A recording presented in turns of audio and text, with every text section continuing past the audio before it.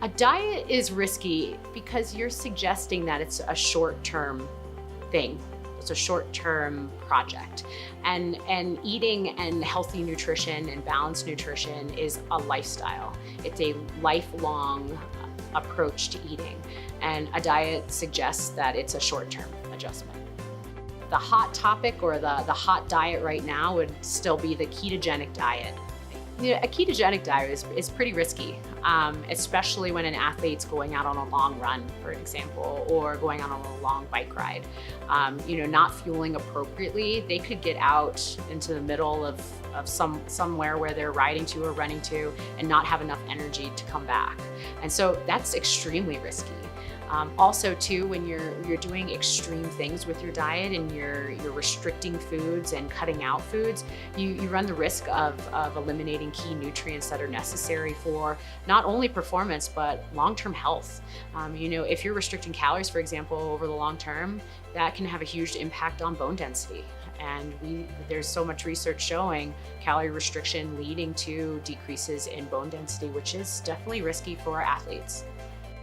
Parents are the key influencers of their children's diets and their dietary habits. And even if it's a comment like, I don't like cantaloupe, kids hear that. And then they'll say, oh, well, Bobby doesn't like cantaloupe, so I'm not gonna try it. Or I don't like it either. And they haven't even tried it. So just realizing that children are always listening and they're always watching, whether you're addressing something by saying something or not. And so setting a really good example and showing them that I'm preparing my food, I'm taking time with my food, I'm turning the TV off while I'm eating my meal, and we're gonna sit and eat as a family so that we can all focus on our eating. Those are things that really, if a young athlete notices it or not, really can impact how their eating habits develop. Eliminating foods completely is a difficult thing to do for a young athlete's diet, whether it's good or it's bad. And so one of the things to focus on as a parent is to really say there's a time for certain foods, and there's a time for consuming something that might not be as good, and then there's a time where we really need to focus on high quality food and nutrition. And so, a lot of times we look to sweets and we say, oh, are cookies bad?